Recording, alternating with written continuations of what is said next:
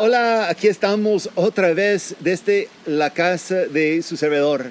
Aquí estamos trabajando porque es nuestro trabajo, es nuestro deber como creyentes de estar siempre estudiando la palabra de Dios. Y vamos a seguir con el estudio y hoy mismo vamos a terminar esa carta, la segunda carta a los Corintios. Pablo nos va a estar dando sus últimas palabras, sus últimos consejos para nosotros y queremos nosotros responder. Y a lo mejor va a ser uno de los más difíciles de las enseñanzas también, porque Pablo aquí está cerrando todo. Y cuando es una persona preocupada por la condición espiritual de la iglesia, entonces tiene que terminar fuerte, tiene que terminar bien, porque quiere que ellos cambien su mente, cambien su personalidad, su forma de pensar, no solamente de estar influido por una persona, un doctor que dice, yo necesito que pienses así, de cambiar. No, la óptica, la perspectiva, que sea cambiada por la influencia del Espíritu Santo. ¿Por qué? Porque tenemos nosotros el deber de tener la mente de Cristo, no la mente nuestra, sino la mente de Cristo Jesús. Entonces vamos a ir a la palabra de Dios. Vamos a comenzar en el lugar donde nos terminamos en la semana pasada, comenzando en verso 19, en unos momentos del capítulo 12. Vamos a estar allá. No olvides que puedes dar clic a ese enlace para descargar el archivo que es PDF de la guía del estudio de día hoy, también con las preguntas que corresponde a esa lectura. Pero antes de iniciar ese estudio, esa parte de la clase, puede decir, entonces vamos a orar. Señor, gracias te damos por tu presencia. Gracias que aquí, mientras estamos encerrados, estamos en un momento difícil como país y también todo el mundo, estás todavía con nosotros, guiándonos, mostrando su amor.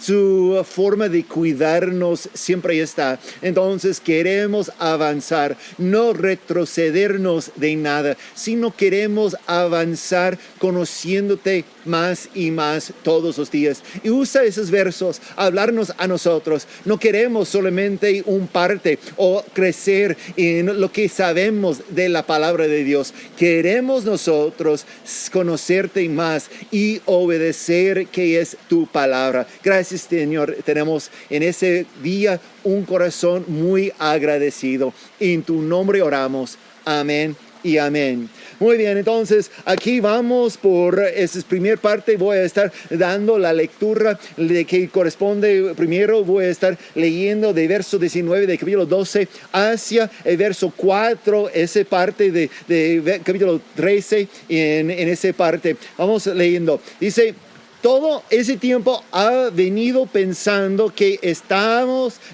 justificando ante ustedes. Más bien, hemos estado hablando delante de Dios en Cristo. Todo lo que hacemos, queridos hermanos, es para su edificación. En realidad, me temo que cuando vaya a verlos, no los encuentre como quisiera, ni ustedes me encuentran a mí como quisieran. Temo que haya peleas, celos, arrebatos de ira, rivalidades, calumnias, chismes, insultos y alborotos. Temo que al volver a visitarlos, mi Dios me humille delante de ustedes y que yo tenga que llorar por muchos que han pecado desde hace algún tiempo, pero no se han arrepentido de la impureza, de la inmoralidad sexual y de los vicios a que se ha entregado.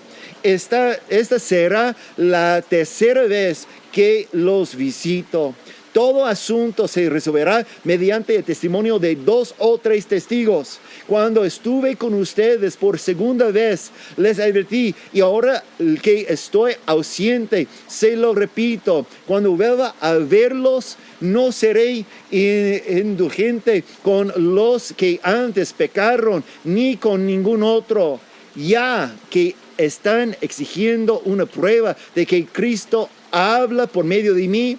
Él no se muestra débil en su trato con ustedes, sino que ejerce su poder entre ustedes. Es cierto que fue crucificado en debilidad, pero ahora vive por el poder de Dios. Está hablando de Cristo, obviamente. De igual manera, nosotros participamos de su debilidad, pero por el poder de Dios viviremos con Cristo para ustedes. Entonces, de esa parte del texto vamos a enfocarnos en unos momentos, y está él hablando de la gran preocupación que un líder tiene por los pecados que está dentro de la iglesia.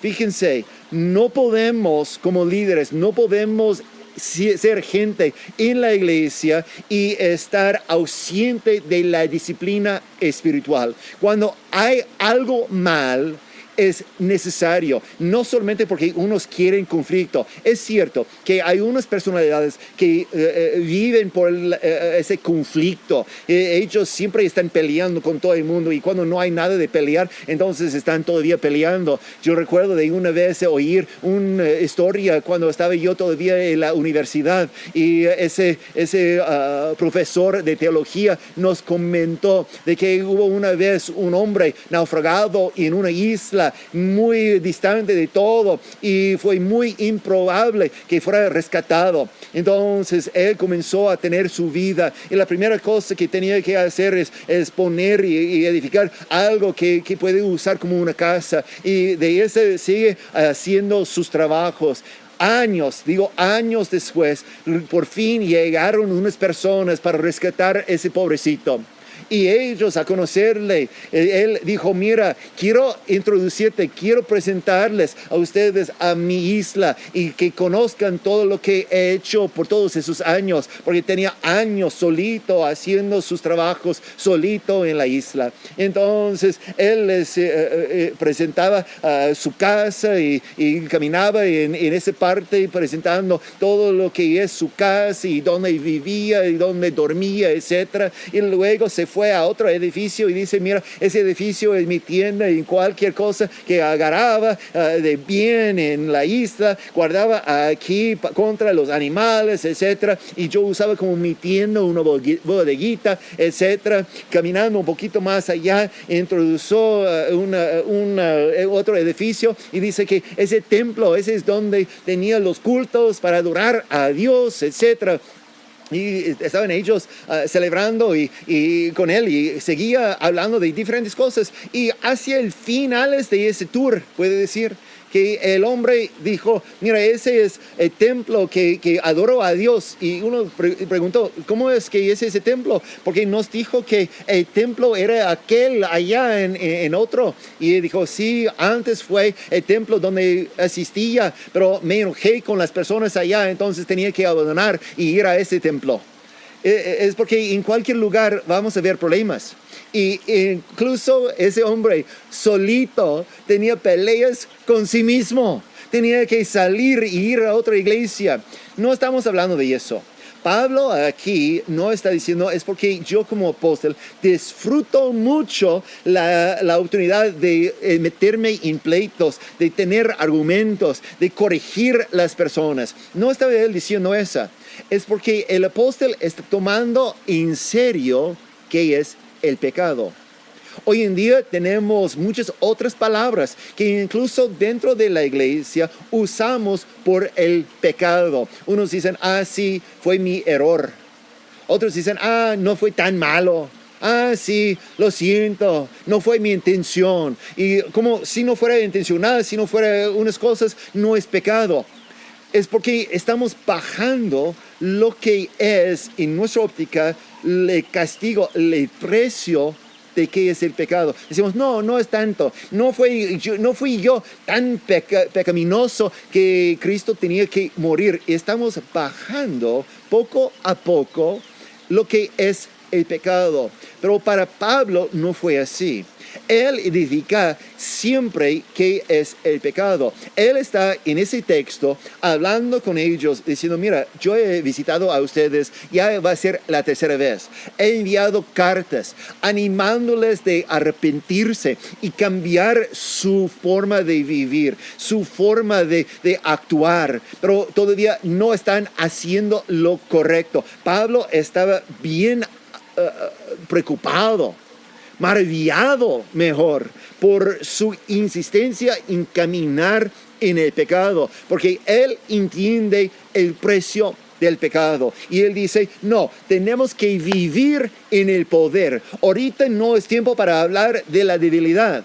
Es tiempo para vivir en el poder transformador de la sangre de Cristo Jesús. Que no es correcto los predicadores quien está diciendo, mira, todos pecamos, todos hacemos errores, como no fuera algo importante, no fuera algo necesario de tocar. No, para Pablo fue algo bien severo. También para Jesús. Déjeme leer un parte de uno de los textos y cuando Cristo hablaba con nosotros. En Mateo capítulo 5 tenemos ese Cristo hablando. En verso 29 dice, por tanto, si tu ojo derecho te hace pecar, sácatelo y tíralo.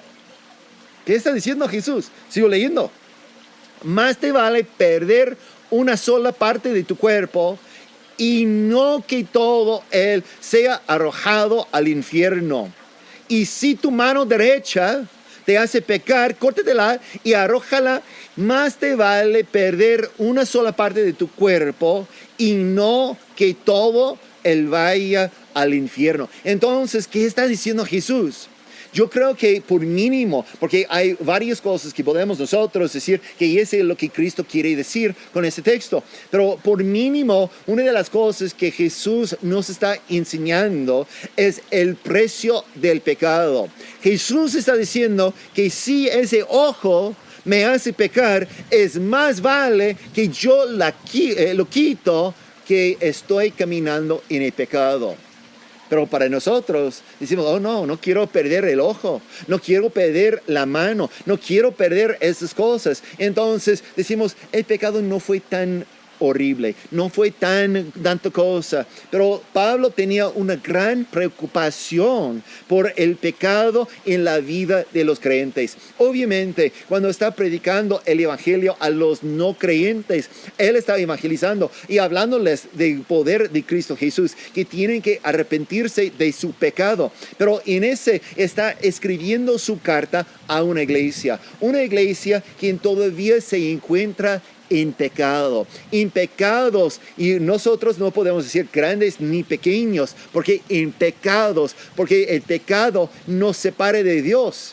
Entonces ellos estaban haciendo alardes grandes del poder, de las experiencias espirituales. En la primera carta incluso está hablando de los dones espirituales, etcétera, que está fluyendo en medio de ellos. Pero Pablo dice, la cosa que me preocupa más que todo es el pecado que está con ustedes.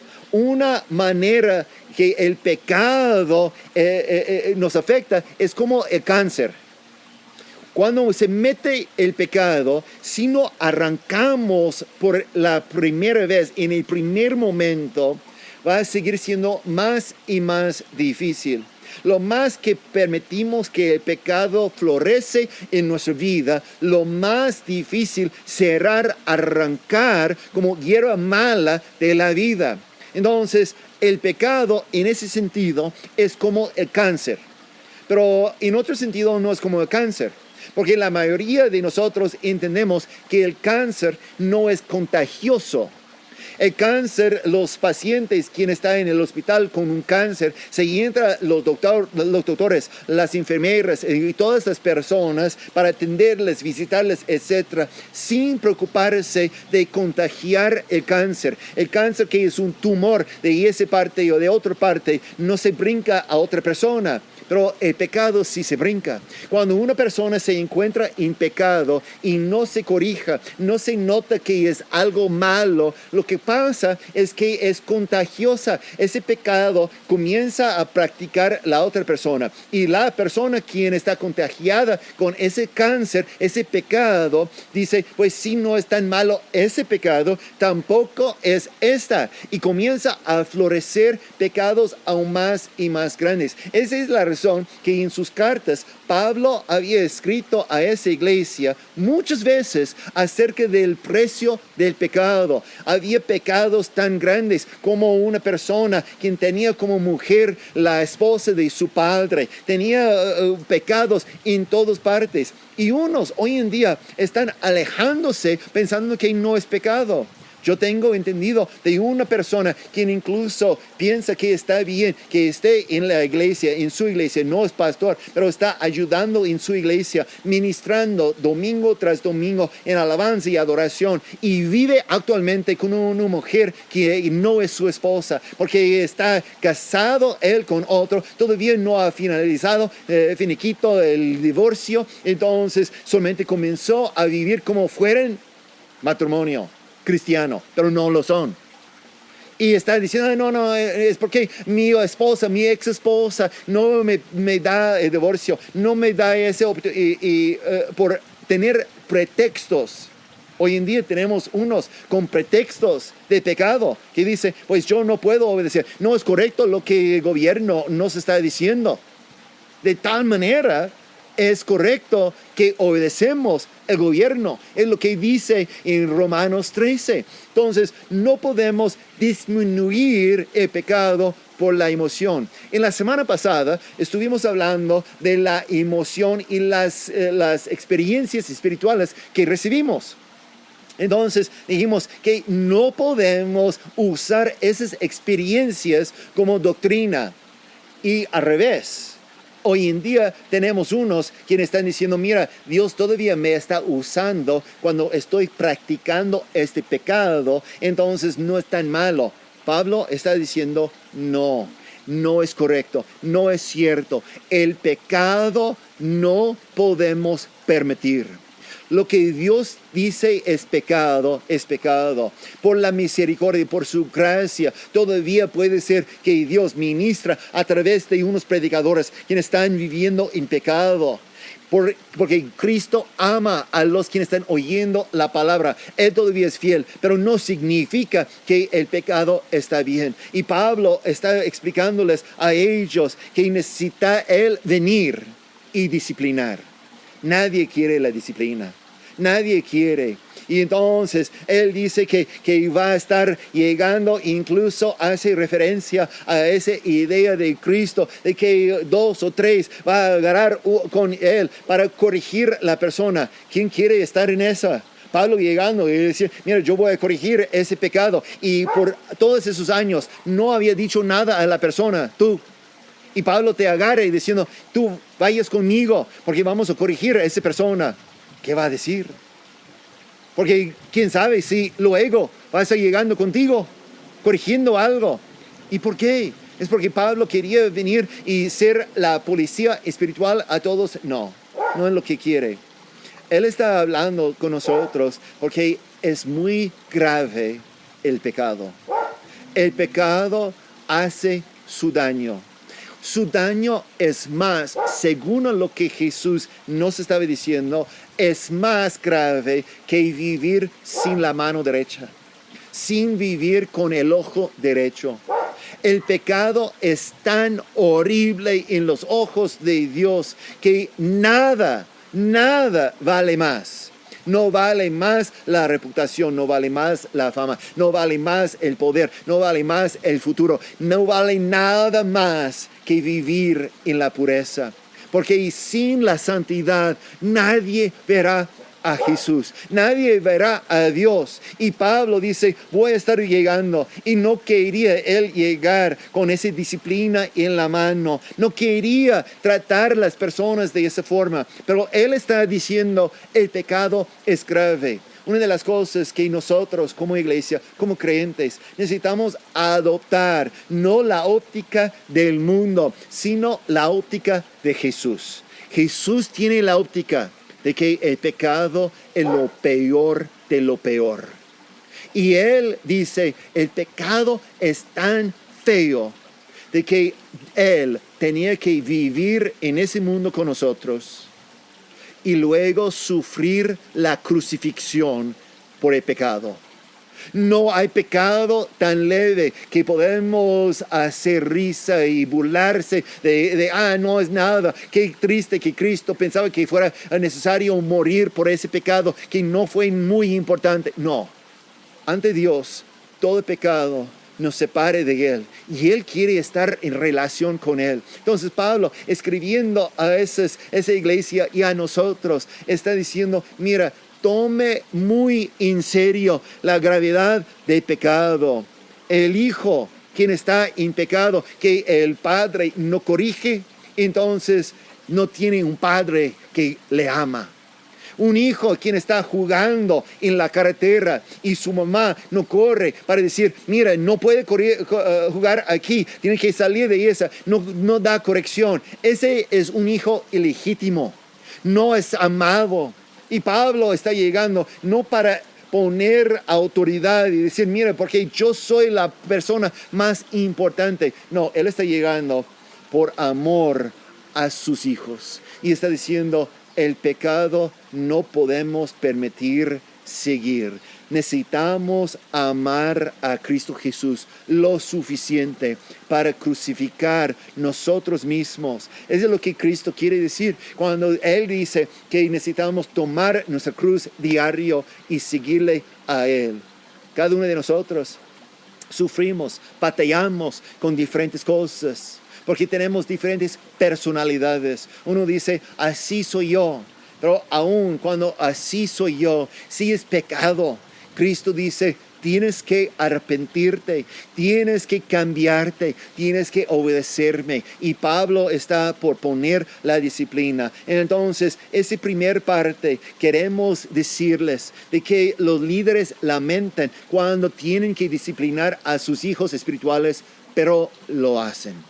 Lo hacen, no busca, no quiere, no es porque disfruta y dice, qué bueno que por fin tengo oportunidad de poner autoridad sobre esas personas. No es esa, es porque se sientan obligados de ejercer la autoridad por el bien de su hijo, por el bien de su hija, porque ama a la persona. Pablo está por llegar a la iglesia y va a poner el trabajo, no como uno de esos super apóstoles, no va a estar guiándoles a una experiencia nueva y decir, así pueden ustedes también tener la misma experiencia que yo tenía hace 14 años, llegando al tercer cielo. No fue lo que fue su deseo. Su deseo, dice él, es llegar y disciplinarle, no porque quería aplastarles, sino porque quería levantarles para oír lo que Dios les está diciendo. Sigo leyendo en nuestro texto, en capítulo 13 y versos 5 a 8, dice,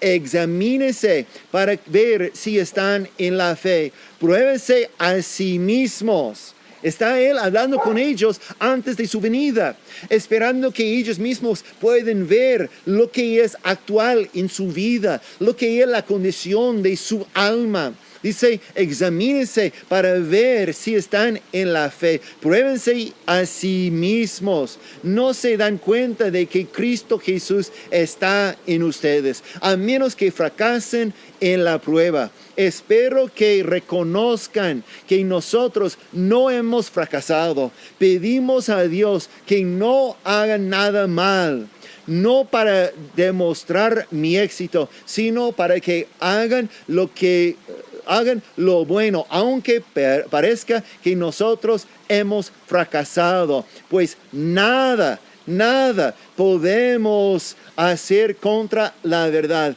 sino a favor de la verdad. Aquí vamos a estar parando. Aquí líderes en nuestra vida, líderes espirituales, quieren que sus hijos espirituales siempre y frecuentemente ponen a prueba su vida. Prueba con la verdad, con la verdad. Los corintios en esa carta entendemos porque Pablo tenía que defenderse. Los corintios estaban siempre juzgándole a Pablo. Y Pablo tenía la obligación de responder y decir, aquí soy, aquí estoy trabajando para animarles a ustedes.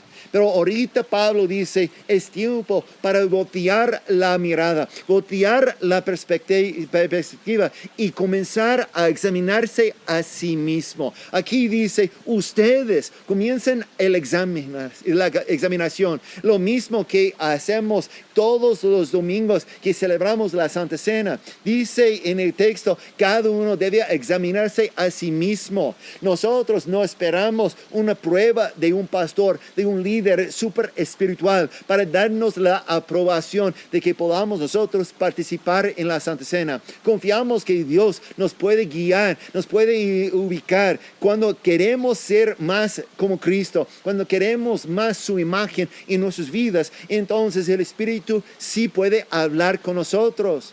Yo hace una semana, 2 semanas, incluso tenía la obligación de desafiar uno que no quería oír la corrección. Ahí yo le desafié diciendo, mira, entonces examínese a sí mismo.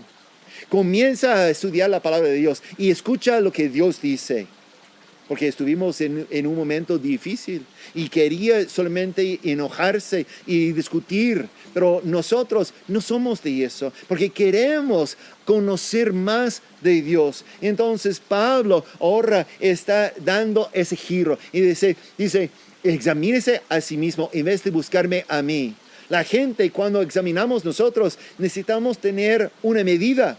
A veces el problema cuando decimos, mira, cada quien debía examinarse a sí mismo, pues ese puede ser también un problema. Porque si la persona no entiende la verdad, si tiene su medida equivocada, entonces está mal. Hoy en día tenemos en el mundo unas filosofías malas y cada quien diciendo, pues yo voy a hacer lo que me parece bien, no es correcto. Entonces, lo que Pablo dice es que tenemos que usar la verdad. Regreso a nuestro texto y dice que nosotros tenemos que estar en verso 8, pues nada podemos hacer contra la verdad, sino a favor de la verdad. Entonces, él está usando una medida, no lo que es su emoción, no lo que es el gusto de la persona, no lo que está aprobado por los demás de la iglesia. Él está usando la medida exacta de la verdad. Cristo es la verdad. Esa es la palabra de la verdad. Entonces, cuando nosotros comenzamos a examinarnos, no es por mis emociones, no es por mis experiencias, no es lo que otros están haciendo, sino lo que la Biblia me dice. En todo el mundo, el metro es igual. Tenemos ese sistema de medir en toda parte. Podemos nosotros decir, mira, de mi casa hacia el templo es tantos kilómetros o tantos metros. Unos incluso viven en el mismo de templo, en el edificio arriba, y entonces no es mucho para llegar. Pero nosotros tenemos la medida y sabe que desde siempre la medida fue exacta, no en solamente un parte. No podemos decir que el metro en Chapala es eso, pero el metro en Inglaterra es otro. No, el metro en todo el mundo tiene que ser lo mismo. Incluso tomaba tiempo para examinar dónde salió esa idea de metro. Y voy a leer qué dice en una página hablando de esa medida oficial. Dice, pues déjeme abrir la página como necesita estar. Y dice, el metro es una norma oficial para medir. Al principio, los científicos definieron el metro como un parte de 10,000 millones de la distancia de la línea. Salió mi página. Dame un momento. Quiero leer esa. De la línea del Ecuador al Polo Norte, pasando por París. Ese fue el metro. Entonces fue la distancia exacta del Ecuador hacia el Polo Norte, pasando por París, lo más cortito, y es un parte de 10,000 millones. Ese fue original. Pero pensaban en ser más exacta y más fácil para las personas. Entonces comenzaron en 1983. La longitud de 1 metro, dice, permaneció igual. Los científicos redefinieron y hoy en día oficialmente el metro es la distancia que recorre la luz en el vacío durante un intervalo de un parte de 299,792,458 partes de segundo. ¿Y quién puede medir eso? Solamente los científicos. Pero de tal manera puede llegar a cualquier ferretería y agarrar un flexímetro o una cinta de medir, y ellos allá van a ver, porque va a tener las líneas que marcan qué es un metro. Entonces con el metro podemos ver qué es un centímetro, qué es un milímetro, e incluso podemos expandir más y más a kilómetros, etc. Con esa, porque es exacta y todo el mundo tiene que usar lo mismo. La razón que tomaba tanto tiempo en explicar esa parte es que la verdad es lo mismo. No depende en qué piensa una persona. Si una persona, tu vecino, dice, no, pero para mí el metro solamente es eso, no es lo normal. No cambia qué es un metro. No cambia qué es un metro. Hay una persona que llega a un sabio y dice, ¿cuántas patas tiene un asno? ¿Cuántas patas tiene un caballo? Y el sabio dice, pues 4. Y todos vamos a estar de acuerdo. Estamos de 4. Y luego la persona dice, no, pero yo estoy contando la cola como una pata. Y el sabio simplemente responda, la cola no es pata. No puede cambiar. ¿Qué es una pata y qué no es? Lo mismo, no cambiamos qué es la verdad solamente por lo que queremos.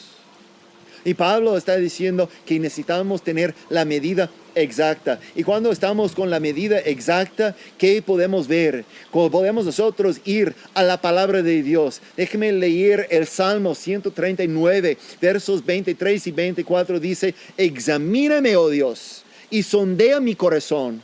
Ponme a prueba y sondea mis pensamientos. Fíjate que soy por mal camino y guíame por el camino eterno. Entonces el salmista nos está explicando y clamando a Dios que Él en su verdad lo hace la examinación.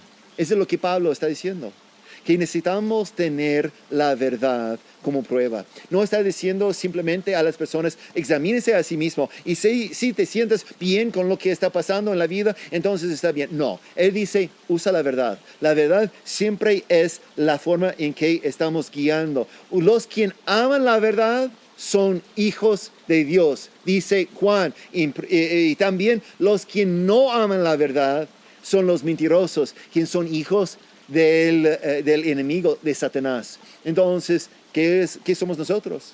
La gente quien ama la verdad. ¿Cómo define Dios? O gente quien ama la verdad, ¿cómo definimos nosotros o Satanás? Necesitamos amar la verdad como define Dios. Y eso es lo que Pablo está diciendo. Él quiere que no tenga que en el momento de llegar corregirles, disciplinarles. Quiere llegar y encontrarles en la sana doctrina, en la santidad que Dios requiere. Y entonces él dice, para hacerlo, examínese a sí mismo y usa la medida exacta. Nosotros no podemos definir, igualito como el metro, hoy no podemos definir. Los científicos habían examinado la velocidad de luz en el vacío y estaba establecido ya por siempre qué es el metro, y todo el mundo está usando lo mismo. Nosotros, como toda la iglesia cristiana, tenemos que hacer lo mismo. Seguimos leyendo en nuestro texto y en verso 9 en adelante dice Pablo, de hecho, nos alegramos cuando nosotros somos débiles y ustedes fuertes, y oramos a Dios para que los restaure plenamente. Por eso les escribo todo esto en mi ausencia, para que cuando vaya no tenga que ser severo en el uso de mi autoridad, la cual el Señor me ha dado para edificación y no para destrucción. Verso 11. En fin, hermanos, alégrense, buscan su restauración, hagan caso de mi exhortación, sean de un mismo sentir, viven en paz, y el Dios de amor y de paz estará con ustedes. Entonces aquí tenemos Pablo hablando con ellos, diciendo que él, como un buen líder, está orando por los hijos, sus hijos espirituales. Él aquí nos dice en el verso 9, de hecho, nos alegramos cuando nosotros somos débiles, ustedes fuertes, y oramos a Dios. Está él siempre orando. ¿Qué está orando? Él quiere que la iglesia sea perfecta. Unos me habían dicho, mira, si un día encuentras la iglesia perfecta, no te metes allá, porque vas a destruir, porque somos gente imperfecta. Porque tenemos esa mentalidad de qué es la perfección. Déjeme explicar un momento qué es la perfección según a lo que Pablo enseña. La perfección de Dios no es simplemente que nunca hacemos nada malo. La perfección en Dios es precisamente eso, la madurez, moviéndonos hacia la madurez. Pablo quiere que nosotros somos completos y maduros. Podemos comparar con textos de también 2 Corintios capítulo 7 y verso 1, así como Hebreos 6:1. No es porque de repente somos dioses. Unos están enseñando esa. Unos de los mormones están con la idea que podemos nosotros alcanzar la plena estatura y ser dioses también propios. No estamos hablando de esa. No es una falsa enseñanza. Quedamos con la verdad, que es la palabra de Dios. Pero sí necesitamos entender de que Cristo quiere que estemos avanzando hacia la madurez. Las mismas cosas que nos atrapaban en el pasado no deben estar atrapándonos ahorita. Nosotros somos peregrinos quienes están avanzando día tras día tras día hacia la perfección. Y si llegamos un día a estar estancados y no estar avanzando, entonces no estamos cumpliendo con nuestro deber como cristiano. Pablo quiere que seamos perfectos, avanzando hacia la madurez. Nosotros tenemos que avanzar, tenemos que estar utilizando, aprovechando todos los días. ¿Todos los días qué? Estoy un día más como Cristo. Y si falta un día, entonces no he aprovechado el día tal como debía aprovechar. Ahorita estamos en la cuarentena, y mientras estamos en cuarentena, uno puede decir, mira, es muy limitada las cosas que yo puedo hacer. No, la cosa que todavía nos corresponde es avanzar todos los días hacia imagen de Cristo Jesús. Un día más hacia la perfección, un día más hacia la madurez. Sigo leyendo, terminando nuestro texto aquí, y voy a leer por ustedes. Dice en verso 12, salúdense unos a otros con un beso santo. Todos los santos les mandan saludos. Que la gracia del Señor Jesucristo, el amor de Dios y la comunión del Espíritu Santo sean con todos ustedes. Escucha lo que está diciendo Pablo. Él quiere que los hijos espirituales, sus hijos, experimenten no solamente el nacimiento nuevo con el poder de la Trinidad. Unos se discuten, unos tienen problema cuando uso la palabra Trinidad, diciendo que no tiene esa palabra en las Escrituras. La palabra Trinidad es cierto que no se encuentra en la Biblia, en las Escrituras, pero la idea que conviene esa palabra, que contiene la palabra Trinidad, sí es bíblico. Y aquí Pablo dice al último verso que la gracia del Señor Jesucristo, el amor de Dios, quien es el Padre en ese contexto, y la comunión del Espíritu Santo sean con todos ustedes. Pablo actualmente está haciendo mención de la Trinidad. Es muy importante, y tanto como hablamos en la semana pasada, una de las doctrinas es de la Trinidad que tenemos. Uno dice, mira, ¿cómo puede ser doctrina cuando no menciona esa palabra? Es porque explica quién es el Padre, quién es el Hijo, quién es el Espíritu Santo. Y todos son Dios. No es uno más importante que el otro. Y tenemos esa como doctrina sólida en la vida. Pablo aquí está diciendo, mira, requieren ustedes la vialidad, la presencia de la Trinidad en todo aspecto de la vida. Dios es demasiado grande y nuestra mente demasiado chiquito para entender todo. Cuando yo hablo de la Trinidad con una persona y ellos dicen, mira, ¿cómo es posible que Dios es 3 en 1? ¿Y cómo es posible que Dios es omnipresente y presente en todo? ¿Cómo es posible que todas esas cosas que entendemos? Mira, lo que está tratando de hacer es equivalente de decir, mira, ¿cómo puedo yo agarrar todo el agua del mar, de todos los océanos, en todo el mundo y poner aquí en esa taza? Pues no se puede contener. No se puede poner en un vacío. ¿Por qué? Porque no es capaz. Nosotros no somos capaces de eso, pero sí necesitamos estar avanzando. Sí es el deseo de nosotros estar perfeccionándonos. Entonces, en Cristo seguimos avanzando. Queremos experimentar, como dice Pablo, esas virtudes. Tenemos que vivir más y más con la gracia. La gracia es el poder de Dios que nos permanece, nos permita estar trabajando día tras día tras día en Él. Él es el poder que tenemos como creyentes, pero también dice el amor de Dios, porque de tal manera amó Dios al mundo. Nosotros por la naturaleza amamos a los quienes nos aman y son como nosotros, pero Dios ama a todos y tenemos que estar creciendo, madurando en nuestra capacidad de amar. Y Pablo amaba hasta incluso las personas quien le estaba maltratando, golpeando, apedreando, azotando. Entonces él estaba avanzando